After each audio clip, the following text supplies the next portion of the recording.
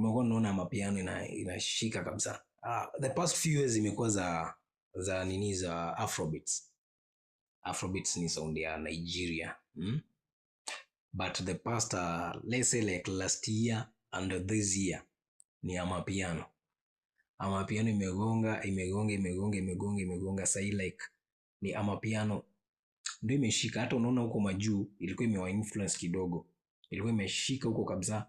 Afrobeat ndio ilishika kabisa nini US, wapi, Australia, watu wakaanza kufanya zile. Hata England watu wanaanza kufanya muziki ya UK, wanafanya like muziki inakuwa iko assimilated to Afrobeats. But Kendrick Lamar after feud ya Kendrick Lamar na Drake, if you guys remember, hiyo mambo ya rap hapa na pale, who's authentic, who's not,